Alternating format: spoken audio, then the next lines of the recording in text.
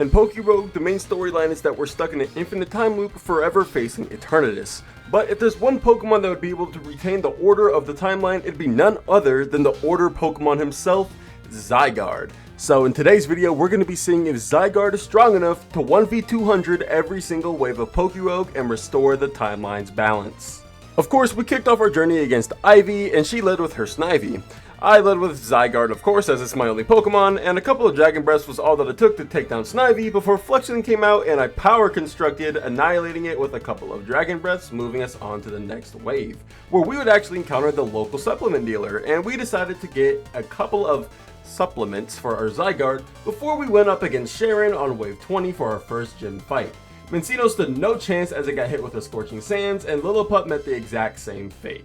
On wave 25, we ran back into Ivy, but this time she has a Servine, so let's see if there's anything different.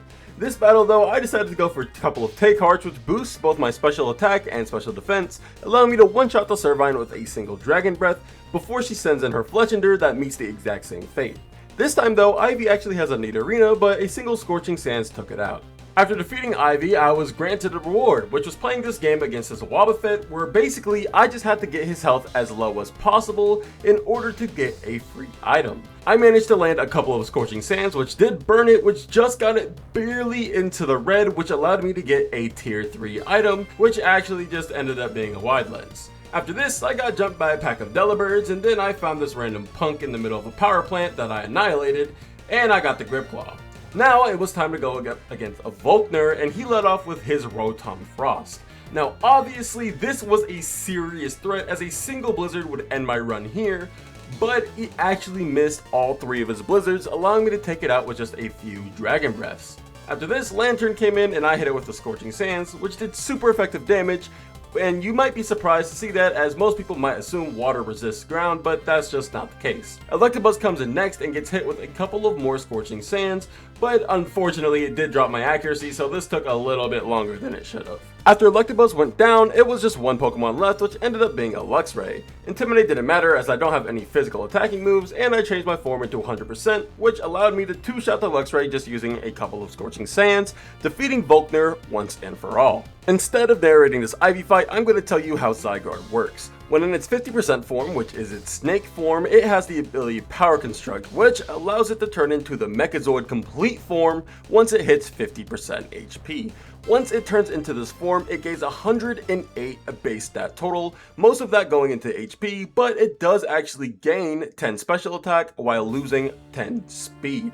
This form is also what allows it to Mega Evolve, as in Pokerogue, the only way you can get the Mega Zygardite is by ending a wave while being in the complete form. Somehow, someway, Ivy is still not defeated, as she sends in her Talonflame, which I annihilate with a single Dragon Pulse, as at this point I'm +2 in special attack and special defense, and of course Nidoqueen's gonna meet the exact same fate, going down to an Earth Power. After defeating Ivy again, I decided to clean up the plains biome by beating up a few Team Skull Grunts before running into their admin, Plumeria. She led off with her Toxicroak, which went down in one hit, and her team of poison types is probably not going to go too well against our ground dragon. Golbat came in next and actually took the Dragon Pulse pretty well, but on the next turn, another one is all that it took to take it out. Next up, she sent in a Alolan Muck, which actually lived a single Earth Power, which is better than its predecessors. Another Earth Power is all that it took to take down the Alolan Muck, as Drapion came in and got OHKO'd by the same exact move. After this, she sent in her Toxapex, and I wasn't too sure if I'd be able to one-shot it, so I decided to go for a Take Heart, boosting my special attack. I actually went for 2 of these, and I got hit by a Liquidation, which made me go for an Earth Power, and I one-shot the Toxapex. Her last Pokemon was Salazzle, and unfortunately for me, I ran out of Earth Powers, but unfortunately for her, I still am a Zygarde. After this, I jumped this random woman in the streets, and then I went shopping, where of course I bought some more supplements, and of course I decided to pick the one that would boost my Zygarde's speed, so I can outspeed a couple of Pokemon. The clerk then tried to jump me, but I annihilated her, and then it was time to fight against Larry for the next gym badge. He led off with his Kangaskhan, which did pretty good amount of damage to me, but because I gained more HP when I transformed into my complete form, I wasn't really too worried about it. He switched into Staraptor and dodged my Earth Power with its flying type, but I just decided to go for a Dragon Pulse, which one-shot the bird, taking it out immediately. Zygarde was pretty low health at this point, but I actually have Heal Order as a move because I got it from my egg moves. So this allowed Zygarde to pretty much just get back up to full HP whenever I'm in my complete form, making this thing completely unstoppable. Anyways, the Dunsparce went down and Kamala came back in, which surprisingly took a Dragon Pulse from this thing, which I really did not expect, but another one was all that it took to take down the little koala bear. Oikoloni comes in next and it gets hit with a critical hit Dragon Pulse and still lived to tell the tale, which is honestly surprising once again, but another Dragon Pulse was all that it took to take down the Oikoloni and the Kangaskhan on the very next turn, granting us our gym badge. On wave 93, I was granted the opportunity to go up against none other than Lieutenant Serge, as in a previous video I have stated that he's one of my favorite gym leaders, and that holds true till this day. He led off with his Minun, which just got obliterated by a single Earth Power, as Raichu met the exact same fate as it didn't have the Levitate ability. I skipped out on learning Earthquake, as at this point Earth Power was way more than enough to annihilate any electric type standing in front of me, especially after using a single Take Heart. Now Manectric came in and got body bagged by a single Earth Power, as Electrode came in and actually got off a Light Screen, which allowed it to live an Earth Power. It then healed up with its Enigma Berry and then used Magnet Rise to counter my Earth Power, and so I was forced to just go for Dragon Pulses, which did take a couple to take down this Electrode. So far, Electrode has been one of the strongest Pokemon to go up against Zygarde, which is definitely not a Pokemon I would predict to have that feat. Jolteon came in next and went for a couple of workups, but it was all futile as I just decided to go for a Earth Power, beating Lieutenant Serge. He actually granted me a special item, which ended up being the King's Rock. On wave 95, it was time to go up against Ivy again, and she led off with her Terastallized Superior. Against Superior, I was pretty much just free to go for Take Hearts, as Superior would never hit me with a move that would be strong enough to take me out in one hit. So after going for a few Take Hearts, I decided to go for a Dragon Pulse, which got Superior down to about 1 HP, so another one was all that it took to take it out. Gardevoir came in next and I went for an Earth Power, which fortunately was enough to one-shot it, as Gardevoir would be a huge threat otherwise. Talonflame came in and hit me with a Brave Bird, but it didn't really do much, as Dragon Pulse was more than enough to one-shot the Flaming Bird. Dragapult came in next though, and thankfully we outsped, as if we didn't, I'm pretty sure a Dragon Darts would have just one-shot me there. Nidoqueen came in, but she's pretty irrelevant, as an Earth Power was all that it took to defeat Ivy again. On wave 110, it was time to go up against Bonnie's older brother, Clement.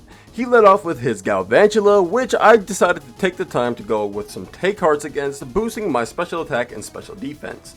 After getting hit with a Bug Buzz, I went for a Dragon Pulse, which one-shot the Electric Spider.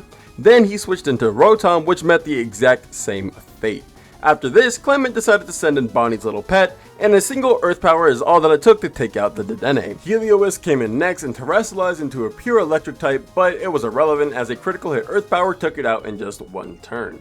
After this, Clement sent out his Magnezone that did not have Sturdy nor Levitate, so an Earth Power was all that it took to one-shot the Magnezone. Luxray, his final Pokemon, just got obliterated by another Earth Power, giving us the next gym badge. And for defeating Clement and Bonnie's older brother, you guys should hit that subscribe button. After my shameless plug, it was time to go up against Team Skull boss Guzma, and he led off with his Yanmega. I knew that Yanmega probably wouldn't be able to take out my Zygarde anytime soon, and so I just decided to set up a bunch of Take Hearts on this thing, just giving me the ability to sweep through the entire team. Zygarde actually got the move Core Enforcer at level 100, which is its signature move. It hits both targets, so even in double battles, Zygarde will now be able to one-shot pretty much any single wave I go against.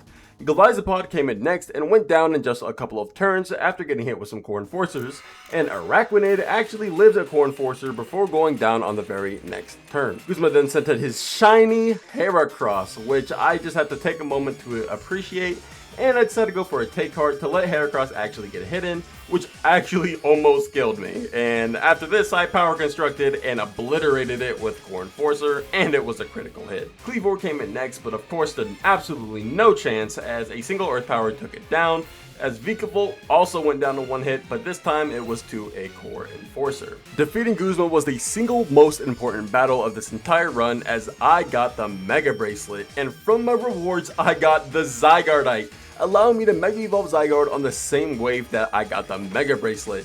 And Mega Zygarde, for those who haven't seen it somehow, looks incredibly sick. I know some people don't like the gun, but it's a giant bazooka, are we kidding? With the 574 special attack stat, there was nothing that was going to stand in my way, especially not after I went to my memory mushrooms and taught him Nihil Light, a dragon type move that can also hit fairy types and hits both opponents. I decided to test it on this boss Snorlax, which got obliterated in one shot. So then I kind of went a bit crazy, just obliterating everything in front of me. I even found this Latios, which I debated catching for my candies, but it's just too fun to blast everything, are you kidding? On wave 140, it was time to go up against Gym Leader Crasher Wake and his team of water types. He led off with a Palafin, which posed zero threat to my Mega Zygarde, as I have almost 1000 HP. So after going for a couple of take hearts and getting jet punched a couple of times, I decided it was time to just start clicking the kill button. Earth Power one-shot the Palafin, and then after Palafin came in none other than Gyarados, which I couldn't hit with Earth Power, so I annihilated it with Nihil Light. And after this, the rest of the fight was pretty much just one-shotting every Pokemon he threw out until eventually he gave me the gym badge. I found the shiny charm, which actually would prove to be completely irrelevant, as I never found another shiny Pokemon for the rest of the run. I went up against Ivy and she led off with Superior, and I just obliterated her entire team, as I really did not feel like sitting here trying to make this entertaining. On wave 51, I was so tempted to restart, as I hatched a shiny Zygarde, and I wanted to restart the run so bad, but at this point, we just had to keep trekking forward. But honestly, this shiny looks amazing, and Zygarde actually doesn't have any other tiers of shinies. Fun fact. I went up against Team Skull boss Guzma again. This time he mega evolved his Galizapod, and this still didn't pose any threat to me, so I just went for a couple of take hearts before, of course, deciding to go for an Earth Power, which would one-shot the Behemoth. After this, Guzma decided to send in his Gliscor, which is our channel's mascot.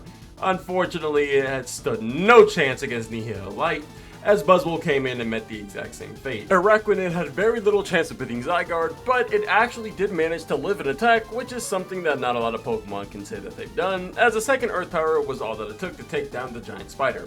Quivor came in next, and of course we one-shot it with a single Earth Power, as now Guzma was left with just one Pokemon, being the Ultra Beast Xurkitree, which went down to a single Earth Power, being pretty much irrelevant. And that was the last time we'll ever fight Guzma, at least for the rest of this run. Marnie was actually the next gym leader, and her team of dark types was probably not going to do much against a Zygarde, as a single Earth Power took down the Drapion, as Nihil Light hit the fairy type Grimmsnarl and one-shot it. Alolan Persian came in next, but at this point I got a little bit carried away with Nihil Light, as I just started spamming it, obliterating anything that Marnie threw in. She threw in Toxicroak, and I decided to treat it with a bit of respect, going for an Earth Power, but still one-shotting it in the process. Morpeko came out, and I just obliterated it once again with Nihil Light, defeating Marnie and getting our last gym badge before the Elite Four. Sydney was first up, and he stood absolutely no chance, as every single one of his Pokemon got one-shot by Nihil Light. Next up was Elite Four Phoebe and her ghost types, and if you thought this was going to be any different, you were wrong. Next up was possibly the biggest threat of the Elite Four, Glacia, and she's obviously a threat due to her ice typing being quad effective against Zygarde. So the key to this battle is just outspeed and one-shot everything she throws out. And so far, 2 Pokemon in, that's exactly what happens, but then Walrein actually gets in and lands a Freeze Dry, which does almost less than half of my health. Now this is because I have a bunch of the Soldew stacked, which is boosting my special defense while lowering my regular defense. So if they have Ice Shard, I'm pretty much just done. And Glalie definitely should have it, but he didn't use it, so a Nihil Light is all that it took to take down both the Glalie and Frostlass, securing our victory against Glacia. On wave 198, it was time to face off against Elite Four Drake and his team of Dragon types, and obviously this was super easy, as I outsped and landed Nihil Light on every single one of his Pokemon, giving us the victory. On wave 190, we would be going up against the champion Wallace. His team was very, very scary, as he was using a weather team, more specifically a rain team. He led off with Pelipper and then into Melodic, which did tank a Nihil Light, going down to just half HP, before landing a Freeze Dry that didn't do too much damage. It did have a Toxic Orb, which means it probably had an ability like Guts, but it didn't really matter, as another Nihil Light was all that it took to take it out. Vasculegion actually landed a Wave Crash due to its ability Swift Swim, but it did get one-shot by Nihil Light, giving me just a little bit more hope, especially after eating the Citrus Berry and some of the leftovers. until Mega Swampert came out and landed a Precipity Blade, which did put me under half HP. Now at this point I was a little bit worried as Latias actually outsped, but it only had special attacking moves, meaning that it wasn't going to do all that much damage to me. With Wallace only having one Pokemon left, he sent in Tentacruel, and with a single Earth Power, Tentacruel went down, giving us a victory against the champion. It was now wave 195, in other words the final rival battle, and Ivy was ready to try and claim her first ever victory against me, sending out her superior first off. I decided to use the same exact strategy I've done against her every other time, which is just going for Nihil Light and then one-shotting her entire team, including her shiny tier 2 Mega Rayquaza. It stood absolutely no chance against my boosted Zygarde, and after this there was zero hope that Ivy would ever beat me, especially after I outsped the Dragapult, meaning that there was no Pokemon on our team capable of outspeeding and knocking me out in a single hit. Nidoqueen unfortunately got body bagged for the 6th time this run, and we defeated Ivy. On wave 200, it was time to go against the final boss, Eternatus. I had a clear plan going into this as I was very confident this thing had no moves that would be able to one-shot me, so I decided to just spam Take Heart, getting me up to +6 special attack and +6 special defense. This made it to where no matter what move Eternatus uses, there is absolutely no way that it will ever be able to OHKO me. The only exception to this would be maybe if it crits an Eterna Beam, but even then I have so many Soul Dews that I'm pretty sure my base special defense is enough to live that. So like I said, I just spammed Take Hearts until eventually I got to +6, and when I clicked Nihil Light, I took Eternatus immediately into its Eternamax form. And due to the multi-lens I have, I actually attacked twice in the same turn, so I took an additional health bar on the same turn. I get hit for 15 damage by a flamethrower as I return the damage with a Nihil Light, which one-shots Eternatus, giving us the victory and proving that Mega Zygarde can return order to the timeline of Pokerogue. If you guys made it to the end of this video, please be sure to hit that subscribe button and smash that like button, as I really do appreciate all of the support that I've been getting recently, and it really does mean the world to me. So if you're not subscribed yet, please do hit that button, hit that bell if you're interested in seeing some more Pokerogue content, as I'm actually planning on playing some more ROM hacks in the near future. So yeah, I hope you have a great day, night, whenever you're watching. Peace.